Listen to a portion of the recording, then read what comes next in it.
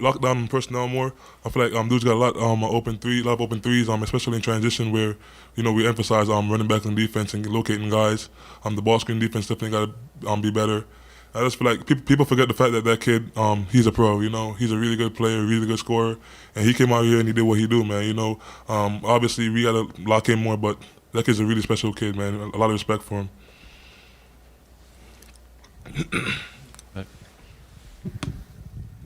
Just what has this been like for you guys, having guys coming in out of the lineup that are so important to you? How do you deal with that, and how do you try and learn from it, I guess? It's a challenge. It's hard playing with guys that you already have that chemistry with. The guys that you have experience with. But it's also a good challenge in a way where we can learn from it. It's a lot of guys that's coming in right now. They got to step up. They're getting experience. And that's really important right now, especially early in the season. Who knows what the future holds? Who knows what could happen? It's good that guys are ready and they're in the situations right now. So whenever they get put in later on in the season, they can step up. Yeah, this is for the both of you guys, I guess. So you guys have had to battle through a lot of these games with guys being in and out of the lineup, close games, Kofi and Alfonso. How much can you guys just learn from these experiences, and how much tougher have you gotten from these games? Mm-hmm. I feel like the emphasis is on winning time. It's a certain time when the clock hits 4 and under, we emphasize winning time. This is time where we give it our best, we give it everything we got. And I feel like guys, we rally around each other, and we try to actually lay it all out there on the wood. We fight for each other, and that's going to be big time. Leading down where everybody's locked in, and once that time goes down on the clock, we fight our hardest throughout the game, and when 4 minutes come, we know we got to dig a little bit deeper. All these guys, they're willing to sacrifice, and it's a great look. Mm-hmm. For Kofi, you got Luke back tonight, did some really good things in the second half. You hit him for that kick-out 3. How much trust do you have in him already just being a freshman, and how much has he earned out of that from you guys? He's a really special kid. He's a freshman, but he doesn't act like it at all. He's a really good leader already. As a young man on the team, he tries to talk a lot. He tries to compete. He really competes a lot. Whether he's on the scout team or whether he's on our team, the playing team. He's just a really good player, and he's a really good person. I feel like it's hard when you find freshmen that come in and they could communicate like that, and they're so outgoing. And he hustles, man. He fights. Mm-hmm. He's a really hard fighter. Scott. Kofi, just what did you like me about that high-low game you were working with Ben? Because it seems like he was able to get you the ball pretty easily. Yeah, man, Ben's a stud, man. I feel like Ben's one of them players where if you tell him to do something, he's going to get the job done. Like Ben, he listens. He's a really good learner. That's his most important asset, man. He comes out there and coach tells him to do something, and he just tries his best to do it. He's one of those guys where it doesn't matter if he's scoring, it doesn't matter what he's doing. He's going to play hard. He's going to rebound. He's going to make the right plays. He's been my roommate for 3 years, and I just trusted him that he was going to make the right play and find me. I just kept trying to be ready and kept putting myself in a position to be successful. Kofi, 3 assists the last 2 games. I think that's the most you've had in 2 games. I mean, has it been a point of emphasis for you to look more to pass out, and what's that do for your team? Yeah, definitely, man. I feel like it would be ignorant for me not to look out. Guys really double team me and triple team me hard. And when you got guys like Alfonso, you got guys like Hutch, you got all those guys that's really, really good shooters and really good shot makers. It's hard not to pass the ball to them. It would be selfish of me, So I got to find those guys and elevate them the same way they elevate me. The same way they look inside. When I get triple team and double team, I got to pass it back out to them and get them open shots. So, Alfonso, kind of on the flip side of that, how much difference does it, though, make when Kofi's got 38 points on 15 of 19 shooting and he can be that steady presence in the paint? I mean, it makes the game easier, you know what I'm saying? Like you said, he's going to get 4 guys on him, and he's going to let us get him open shots. So I feel like every time you get the ball in the post, it's going to be just easy for us to get open shots, you know what I'm saying? So. Yeah, Alfonso, this is for you as well, too. Have you played with anyone in your career who's as dominant in the paint, and how much easier does that make it for you to get shots on the perimeter that are open? No. I think he's the toughest and biggest guy I've ever played with.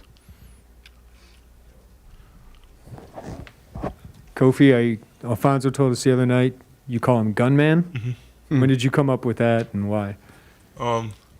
It's kind of a thing, somebody back home in Jamaica, the guys the criminals, they're called gunmen, the I'm not a criminal though. Yeah, they're called gunmen, and when I see him, it's the way he shoots it, Some people say sniper, some people say sniper, whatever that is. Like I call him a gunman because that's a Jamaican term for a sniper, basically.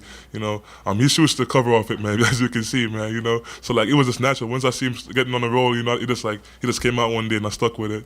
He likes it, so you know.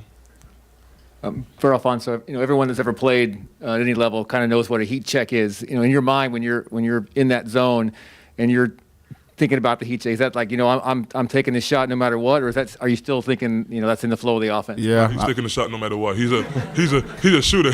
That's Fonzo. He's gonna try and tell you something different right now, but he's gonna shoot that. I mean, if he sees light, he's gonna shoot it. He's a shooter. Coach said like when you come here, like I want you to shoot it when you open. But like in my mind, I feel like if I'm hot, I'm gonna shoot it when I feel like I'm gonna make it. So yeah, I'm just gonna shoot it. Hey man, and every time he shoots it, I have a smile on my face. You know, I'm trying to get the offensive rebound, but he has at the clip he's shooting it right now, man. I have all the confidence in him, man. And if he takes a shot, it's obvious that he thinks he can make it. And you know, hats off to him, man. You're ready. Well, that went just about like I thought it would go. A very good Rio Grande Valley team. Offensively, they are tremendous. Excuse me. Johnson kid's special. He's a tremendous talent. He's put up big numbers, you know, all throughout the season. And you know, I thought we had some real momentum in the first half. We stuck DeMonte on him. He kind of shut his water off. But again, at the end of the game, it was hard to get stops. Fortunately for us, Shaq was on our team. I mean, Kofi and Plummer. You know, played like a senior, played like a veteran, played like a guy that I've labeled as one of the best shooters in the country. We needed every one of those points from both of those guys. And then I'm really proud of Coleman. He was not good in the first half and very passive, very unaware, very uninvolved, to be honest, and really responded late. DeMonte Williams, what a jump from the Jackson State game where he was our point guard to the game tonight, where 8 assists, no turnovers. Probably made the biggest play of the game with the offensive putback. And then I do want to mention Ben. Ben changed the game the first half just simply with his passing. It wasn't hard to get the ball to Kofi, and yet, you know, we had some problems early, just post passing, and Ben changed all that, and we got the ball, 6 assists, and then he was very good on the defensive end. But Luke Goody came in and gave us really good minutes after really not being a factor because of injuries in Kansas City, and I'm a big fan of Luke. Luke's got a lot of toughness. He can really shoot it, but he wasn't afraid to jump up and take a three. His pull-up jump shot was excellent, big-time move, and you know, he had to play in the guts of the game. So you got guys out, you got guys not able to go, and they're three of your key guys. It's great to see certain guys step up, and fortunately they did that tonight. Questions? Coach, this is your, I think, 5th different starting lineup in the 6 games. You know, you talk a lot about being connected as a team, and you know, is this like the weirdest start to your season as far as trying to get guys connected and have some continuity? Yeah, I got no choice.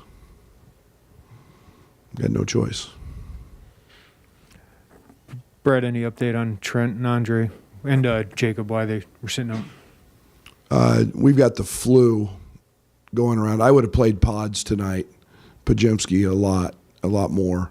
He hadn't been out of bed in 2 days with the flu, fever, everything that goes along with that. Jacob has the same thing. Curbello's fighting the neck injury or whatever, the neck problem that he's got. And obviously Trent, we saw his fall the other night. So, you know, those guys are out, and it is what it is, and we're show up and represent Illinois with a bunch of guys who have to play better than we did tonight, but that's who we got. What's your biggest concern defensively from tonight? Guarding the ball. Guarding the ball, and our ball screen coverage was atrocious. We had three really good guys off the bounce, and then we let the Nelson kid get going from three. We fouled him twice. We let the ball get to the middle of the court multiple times. Those are our base foundations. But we didn't do a very good job guarding the ball. We've got to get better play on the defensive end from Plummer. We got to get much better play from Coleman and Hutch, and those guys have to become elite defenders for us, and they've got to lock into that. When they do, we're going to become an elite defender. But DeMonte's out there fighting his ass off and stopping the other guy, number one, and shuts him down. And then we've got other guys out there that weren't as dialed in. So I'm not very happy with that. Scott. I mean, you said it was simple, but what did Ben do where he could get the ball to Kofi where other guys maybe to that point weren't doing it? Caught it, threw it away from the defender, ball faked, everything that we practiced, everything that we worked on. Just simple. Didn't hold the ball, let it stick, didn't let it stick in his hands. Coleman got in trouble because he held it too long. He's always wanting to dribble it and deck it. And I think he's got 14 of his turnovers coming off the bounce this year. And just reverse it. If it's not there, but you've got to see the pass, you've got to see how open Kofi is before you catch it. And for the most part, Coleman's an elite passer. Hutch jumped in the air 3 times tonight, 3, to try to throw post-entry passes. That's just settling in and next game. Coach, you mentioned how proud you were of Luke Goody and what he provided you defensively, but his IQ seems to be really high for a freshman. Can you explain what that's like to see? Well, he's a natural leader, first of all. He's got great feel. He's got great instincts. You can tell he was a quarterback. You can tell he's had to lead other people, get other people, be accountable to other people. He's got a great positive vibe and energy about him, and Luke is a tough hombre now. Luke's a tough dude now. I mean, you can go at Luke all you want, and physically or mentally, and Luke's a tough dude now. He can respond to just about anything. Scott. Coach Figure brought up Shaq as well and Stanley Roberts, but what did Kofi show tonight where that he can be that dominant physical big? Well, I thought the best thing about tonight was his passing. He turned one over and the ball kind of rolled out of his hand, but he hit Luke for a 3, hit Coleman for 1. He got fouled on, and he got deep position. And again, we had a size advantage. But the other thing was, and it was no reflection on Omar or no reflection on Ben at the 5 spot, but I was going to roll with Kofi because they couldn't stop him, and we needed all the points we could get. And but I don't know, what was he? 15 of 18, 15 of I can't read. 15 of 19. 15 of 19, and then he made free throws. 8 of 11. We'll take that from Kofi every night. I thought his ball screen defense was just okay. He's trying to block way too many shots, and that's not Kofi. That's not him. He needs to be that wall, but we'll get that squared away. Back here, Derek.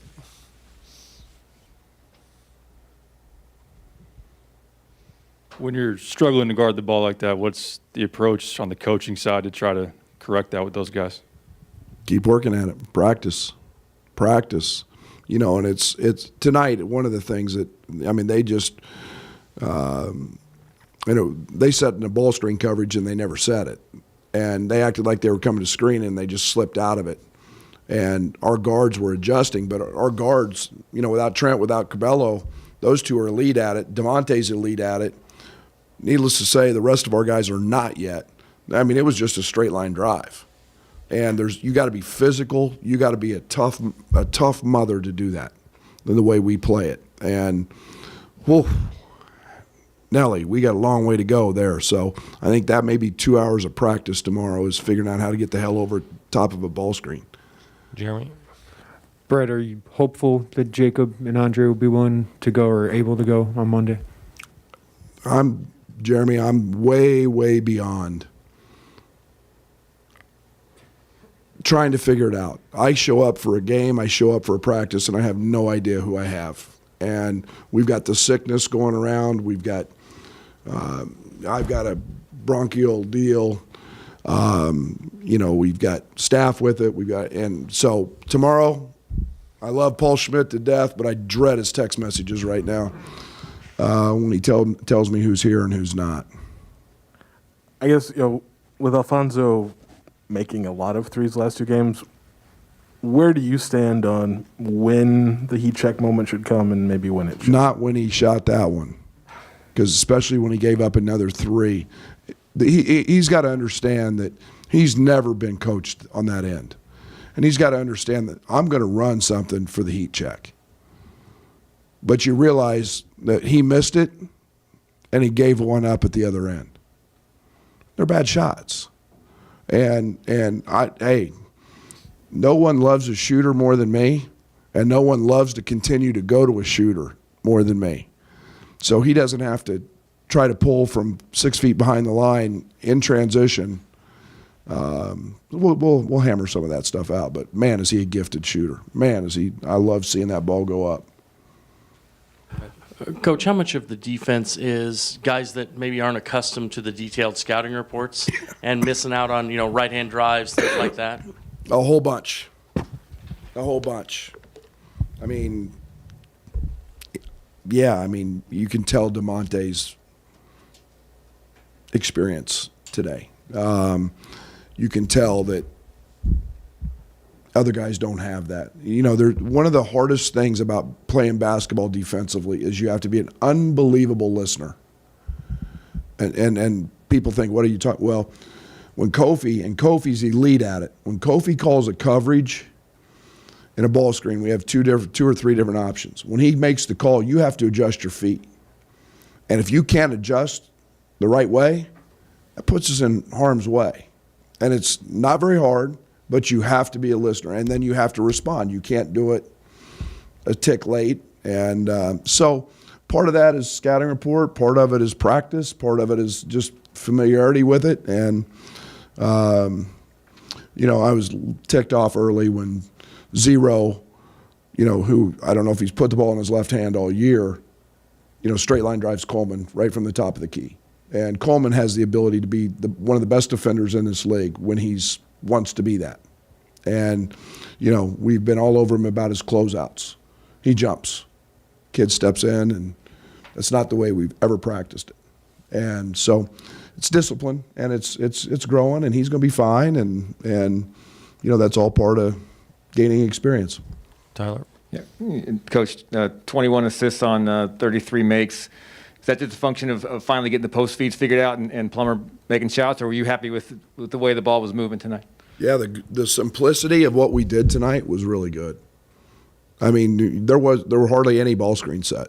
I mean, we didn't have that team tonight. So there was no ball screen set, or very, very few, maybe one out of every 4 possessions. The simplicity with which we played tonight probably helped us a bunch. And obviously Bello and Trent, we're going to put a lot of ball screens in because those guys are really good at them. But we didn't have that, and we had a dominant, as I told our team, I'm proud of them for understanding where the bread is buttered, and that was Kofi. And we played out of it in great space, and Curbelo got great looks, and you give me 21 assists every night, we're probably going to shoot those type of percentages. Alec? Coach, obviously having so many guys out is really frustrating, but how much have you been able to rely on DeMonte Williams for leadership throughout this first couple weeks of the season? Man, he's the rock. He's been everything that he's been everything that here's the reality. There's nobody else on our team who has the versatility to go play. Literally, if I ask him to play the 5, he could play the 5. There's nobody else that has that versatility. He hadn't practiced at the point since Jackson State, or maybe Arkansas State a little bit. I mean, he literally hasn't. And all of a sudden, before the game, we're shoot around today. Here we go. And so he's the rock of our team. He's the identity of our team. He's the defensive presence. He was the guy in the huddle, getting on guys when they weren't guarding to his level. Can't say enough great things. Rob? Can't criticize the officials, but you can praise Ben for not fouling on that second three-point shot if you want. Yeah, I mean, I'm glad to see that he learned. You know, I mean, and that's a process. You know, when you screw up twice and you get 2 fouls called, I won't say the quote that comes to mind, which we all know, but yeah, he's fine. I love Ben, and Ben does very few things wrong. Anything else? All right. Thank you, Coach.